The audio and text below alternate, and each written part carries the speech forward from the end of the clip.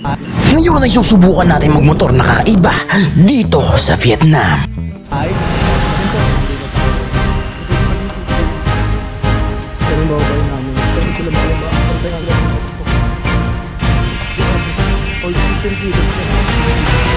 At ayun, kasalukuyan na kami nag-aayos. Ayan o, natay lang namin si Jack naliligo. Ayun, ayos na lahat ang gamit. Yeah! Lente, drone, nandiyan na lahat. Na-charge na battery. Charger, nandiyan na lahat. All set na. Para sa shoot namin, papunta sa Babi. Alis na kami. At okay na, all set na. Magmamotor na kami. Meron naman ako ng lisensya, pero expired. Kung mag-alala, parehas tayo. Malapit sa Babi, meron ng 60 kilometers. Siguro pabiyahe kang parang simula Manila hanggang Laguna Bay. Biyahe na kami, medyo long ride talaga to. Try namin mag-long ride dito sa Vietnam.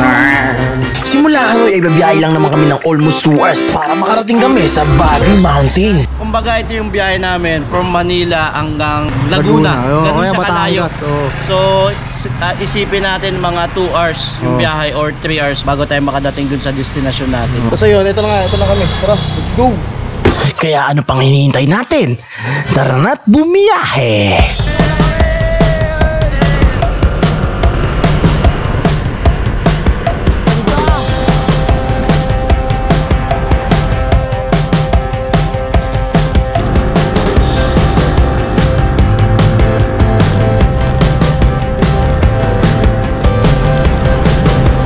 Dahil nandito na kami, makalipas sa 3 oras na biyahe, explore naman namin yung temple sa pinakatuktok ng bundok ng Babi.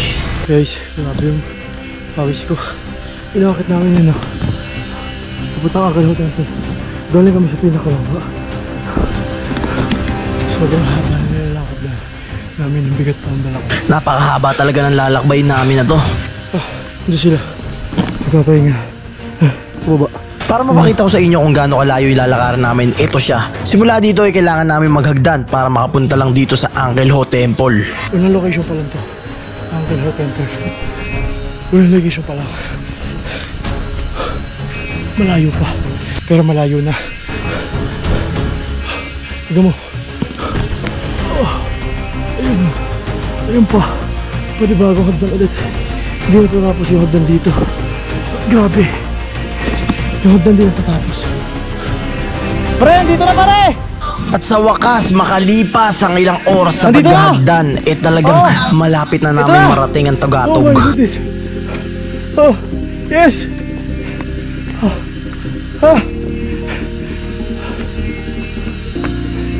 Dito na!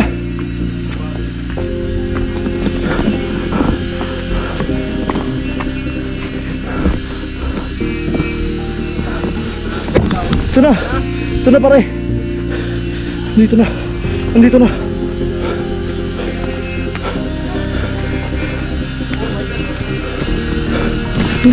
na. Yes. Wow. Ito na yun.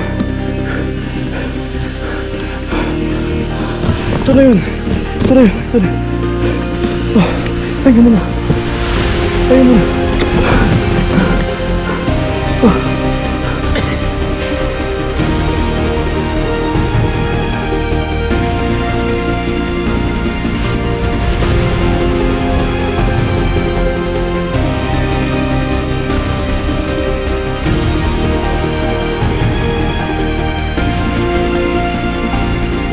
Pagkatapos namin sa temple ay bumaba na kami agad. Mga ilang oras na naman nalakaran to pababa. Pababa na kami at yun lang naman yung bababain namin. At nagkamali ka talaga, laglag ka sa bangin. Inunahan ko na sila para isang hirapan na lang. Mahirap to, haba na ito talaga sobra.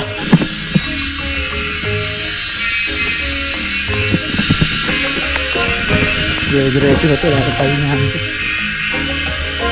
Pag-uran na lang. Ito yung tapos ko, nakikita nyo. Grabe ba? Wakas na dito na. Ito na yung baba. Sa wakas. So ngayon naantay ko sila dito. Antay ko sila makababa.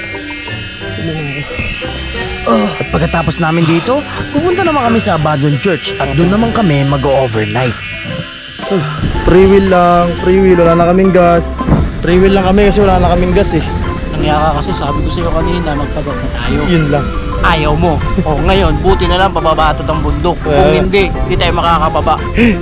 Stranded talaga. Stranded ka talaga. Malamang mo tulak ka ng 45 kilometers. 45 kilometers tutulak natin ito. Ayaw pa naman ang gasolina dito. Hindi ka tulad sa Pilipinas. Bawat kanto may makikita ang gasolina. Dito wala. Ayaw. Free will, paano pa to? Banking? Free will banking. Wala talaga, hindi talaga nakastart yan, oh.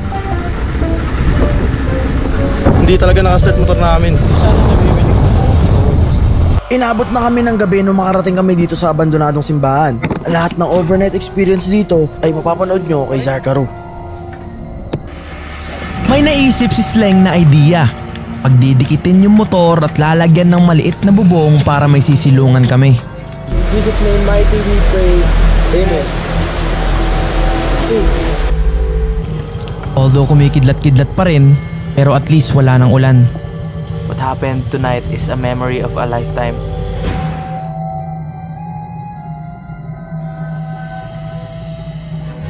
Pagkatapos sa sakunain, nantay namin mag-umaga para makakuha kami ng mga B-roll shot na gagamitin namin. Basa yung damit, basa yung pants. Lamig pa dito sobra. Kaya lamig namin, pagod pa sa mga ganun. Pagkatapos namin mag-video, diretso naman kami biyahe pa uwi. Biyahe na naman kami ng almost 2 to 3 hours para makarating doon. Wala pa kaming tulog. At sa wakas, nakauwi na kami. Tingalingal nga ako. Nakauwi na tayo,